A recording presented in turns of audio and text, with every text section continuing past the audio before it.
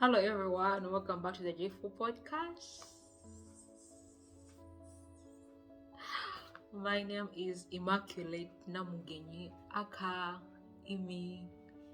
Yes, today we are discussing the topic of femininity in the feminism era versus God's liberty for the Christian woman in all generations. Thank you, you're welcome. Say hi to your friends in the comment section. Ask them how their week was. Yes, say hi in the comment section. So I think I'm gonna use my storyline or things that I have seen to take us through this journey. This journey, I guess. As a young woman, no, as a young girl, when I was growing up, or when you were growing up, you weren't so conscious of the femininity nature of a woman, honestly. Because I feel like school, the system of learning is all about education, enjoy yourself in school, do some sports, eat food, make friends, do what you love to do. Maybe you love playing an instrument, learn an instrument. Maybe you love singing, go and sing in the choir. Maybe you love basketball, go and play in the basketball team, like that. But also there's the other side of girls, bullying others, making others feel lesser than they are. Yeah, there's that side. Anyways, I don't want to dwell more on that side, but it's also there. Should be conscious of it that it's actually there in school. But now when we have the tech, we're in the tech era where there is social media, comparison guys, yes, comparison, yes. Anyways, as a young girl, I think for me personally, my school journey, it was more of enjoying school. I knew I would not be the first on the list, that first worksheet. And it's normally put out when results come back. I knew I was not going to be on that list. Somehow I knew my strengths and weaknesses from Form 1 or even lower classes. So I focus on what I can do best, things like art.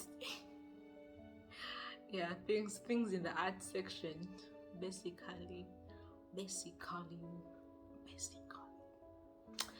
Anyways, so as I grew, I think during my university time, due to the pressure of studying, honestly, I was like, I need to focus on my studies, and these feminine looks might make me what can I use? It might distract me from that goal. Yeah, so I decided in my second year to cut off my hair and to just look like normal, like t-shirt, jeans, shoes, like that's sweet. That's what a normal person looks like. T-shirt, jeans in this era, shoes. Yeah, and people love saying it's not a tomboy. I don't think so. I really don't think so. In my head, that as a tomboy, I actually care about my life and my personal hygiene, personal care. But sometimes, due to who you're called to be, sometimes you have to choose. So I find most people in the creative industry, they have dreadlocks. Not because they don't want to do their hair slick puffs, but it's because it's what is demanded of them. Like they may not have time to go to the salon every other time. And that's another story for another day. Anyways, yes, so I began drastically changing my looks.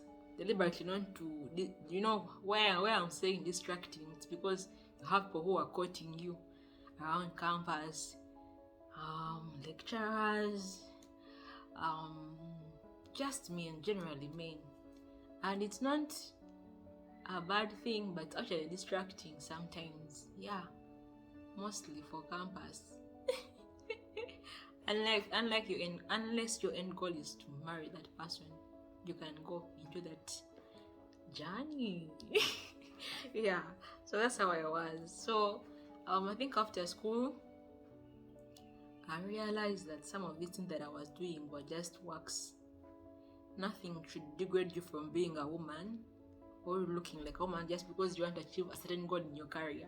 So I was let's say I was deceived. That's not true. That's not true. I was deceived. So now we're talking about femininity, feminism, what is liberties for the Christian woman. So feminism has been there, I think, from the 1960s. Okay, during the World War, I hear that was the beginning, which I don't think so. But during the World War, people said that was the beginning of women having the liberty to work in the corporate spaces, and this has come with too much strife to balance the nature of a woman in the workspace, in the home. Yeah, those two, in the workplace and in the home. And that's the fact. It comes at us going into the workplace comes at a cost. Yeah, it comes at a cost, but also we should not lose ourselves in the workspace. And that's why I'm here to talk about the femininity and the God's liberty for the Christian woman. First of all, it's not wrong for you to be in the workspace. Otherwise, how will you provide for yourself before you're married, maybe? Because once you reach 25, okay, here in Africa, abroad, I think once you reach 18, 19, you already have to start hustling somewhere. But for us to set like 24, 23, yeah, start figuring out your life. Whether you are a woman or a man, parents require that you start figuring out your life. Unless things fail, they can still help you. Yes. So, yes. God, I think God wants us to work honestly, but for the married woman, it comes at a cost. She has to find a way of balancing work and home. But for the single woman, okay, for the unmarried woman, there's no answer for the single woman. No, whether they are old or young, whoever is not married, they have more liberty to be in the workplaces. But also, okay, I think my main point here is that we have found ourselves losing our femininity because of what is demanded, what is required of us to do in the workplace. Yes. What is femininity? Femininity is the pleasurable nature of a woman as designed by God, and we have found ourselves number of times leaning more on the masculine side of things. Like we have to fight to, like, we have to fight to get this position. I have to fight to get to be the best in class. I have to read hard to be the best in class. I have to practice hard to be the best on the tennis court, or on the tennis court as an individual. So yes, so in a modern era, it's a bit hard to balance both being that gentle and quiet spirit and being the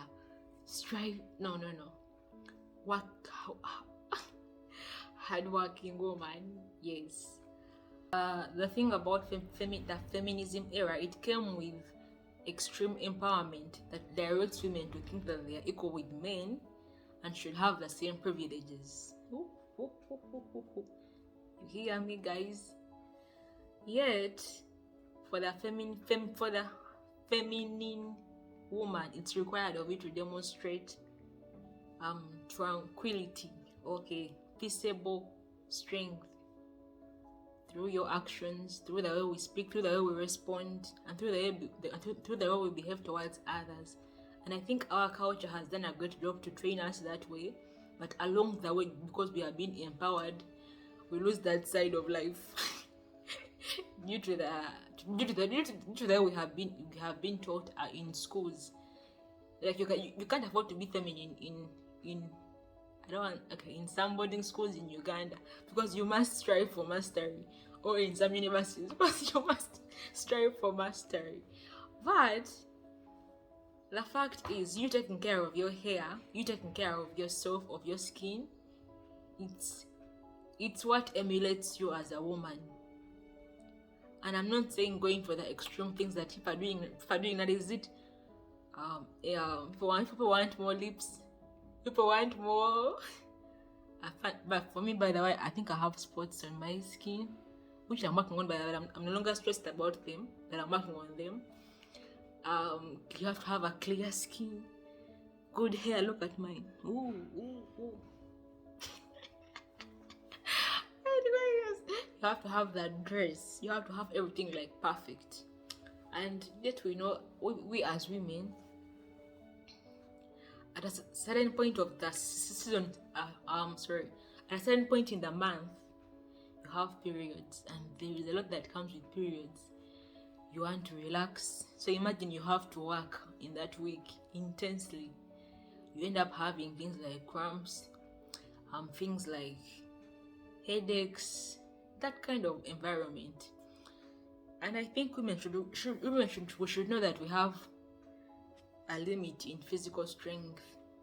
God says we are the weaker vessel in terms of bodily strength, not in terms of mind. So, I would love to encourage us to embrace femininity, because being, what's it called, English? Anyway, it comes with peace, it comes with joy, and many other things. So embracing femininity is like an act of settling in that pleasurable, peaceable nature as a woman that God has made you to be. And I don't want all of us can be that people who are drinking tea like, where is this finger? Cannot take tea like this. That's not applicable in our real lives. And we may not always all sit like, you can see that posture. Yes, that posture. We may not always find me sitting like this, something like that. You see that? Yeah. But in terms of what I can be faithful with, I can be faithful with my personal hygiene. I can be faithful with my personal looks. I can be faithful in that, because all these things, they come at a cost. So someone who's using CeraVe and someone using Movit, they're all doing the faithfulness to take care of their skin, but they're at a different level of privilege and a different level of income. So as you aspire to grow, those things will come. The thing of spa, sauna, it can come as long as the pocket is able to pay for that. So now, like for me who works in I would love to say, it requires physical strength to work in things like production.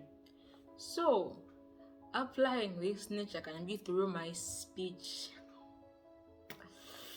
through my dress code, through the small things like makeup on some days, because of course on days that you're serving, honestly, you'll be looking like you need help if you put on makeup.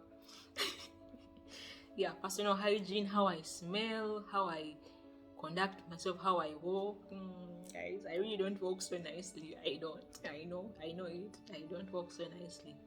Anyways, how you eat. So there is levels to these things. There are levels to these things. Look in the camera. There are levels to these things.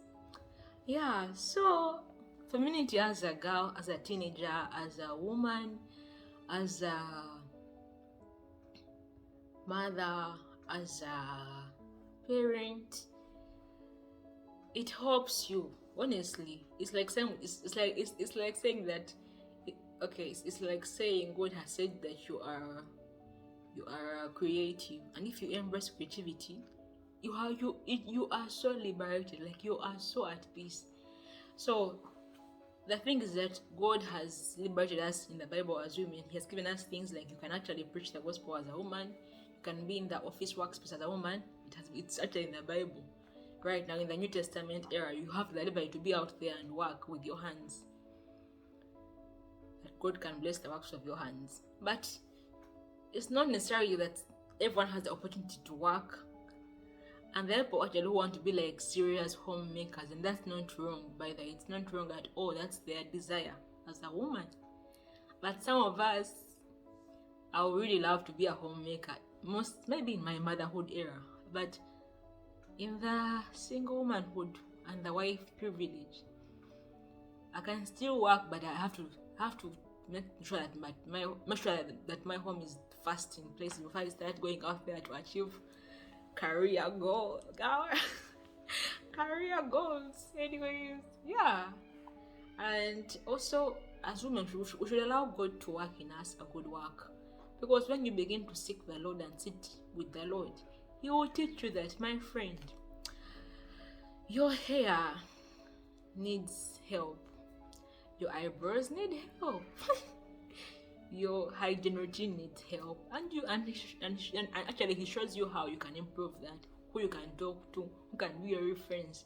We have very many teachers right now on YouTube on hygiene, personal care, looks, like types of fashion. There's too much for women in this era not to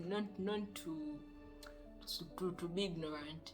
And I don't want to encourage you beyond what you can do, because now, like for me, I know that my nails for the hands, it can't be like I cannot do my nails like every month because they grow faster and also they break easily, so I'll be wasting money. I rather invest in skincare and maybe foot scrub, hand mask, something like that. And I know now, like if my skin is sensitive, man, things like over exfoliating every week, it's not me. It can't be me, otherwise I will get more wounds than I already have. Yeah, things like over plating my hair can cause me wounds on the scalp. So I have to find out a way of being flexible, that maybe I can do my hair 3 weeks and have a break for 1 week, go back and do my hair for another 3 weeks. Now, like I think where I trim my hair had become so hard to comb. I'm like, you know what, girl, it's okay, let go of the hair. It can always grow back. It can always grow back. So of course you have your friends giving you opinions, people, which is actually fine. But you as you, what are you comfortable with? And also for the people who are called for the corporate space, for them it's like it's a must to look good. Your hair must be on the tip. And I thank God that I'm not called in the corporate world, but I'm more in the creative world. Yeah.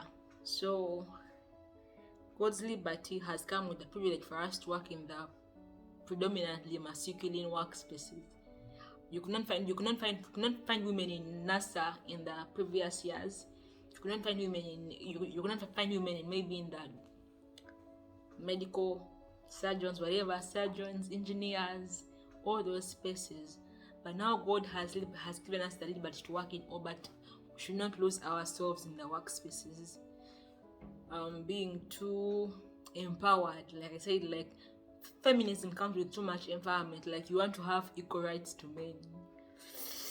It's a very, very hard truth, but we are not equal to men. I cannot do what a man can do. That's that's the truth. Otherwise, I'll be so deceived. I can't do what a man can do. I can't, because what he can do comes with strength and the stress or sacrifice to it. And as a woman, it comes with what I can do. Comes with peace. It comes with nurturing. It comes with gentleness. Yeah. That's the truth. And but as an African woman, I think for most of us, honestly, culture demands us to be striving.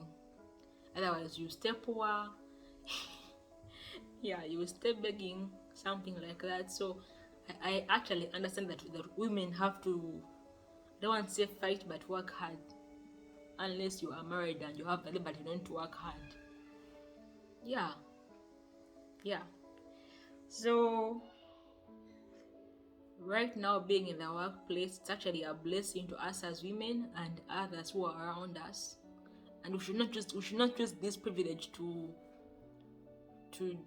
demonize men and to degrade our self-worth. That Amy is a woman because she owns estates. It even sounds wrong. It sounds wrong. But it's actually it's a blessing. It's a blessing to own property, but it should not be like they call it my identity. That my identity is found in owning estates, in being the CEO, COO of my industry. Yes. So, and I think God has been doing in a work in me personally, because I feel like everyone who has gone through the system of learning has been too much empowered as a woman, that I can do that I can fully do what a man can do, that I can lead as a man can lead. No, lead as a woman. Lead as a woman. It helps you, by the way. Speak as a woman. Let God fight for you, because you are his child, you're his daughter, you're his beloved daughter. Yeah, guys, so we should remain rejoicing always as women in the workspace, at home, as wives to be, as mothers, as parents. We should extend grace to us. So even as we have promotions in the modern era of doing what men can do, but not doing it how men do it. Men's way is like energy, like faster, energy faster. I need it now, not then. Women, it's more of let's take time and think about this thing. Will it really actually work? Have you considered the cost of production? Something like that. Anyways, I love you, women. Thank you for coming around for this podcast today. I'm glad to have you. We are in the season of elections in Uganda. Please go and vote. I think I'll vote in the next years. Right now, I can't vote for some reasons, but I'll vote in the next years. If you can vote, please go and vote for the president, for your MPs. Please go out there and vote. Thank you for being around today for this podcast. I'm glad to have hosted you. And as God works in me as a woman to go back to who he made me to be, not to strive to be like a man. Thank you for coming around. I love you so much, and I'm glad to have done this podcast with you. I wanna wish you a Merry Christmas.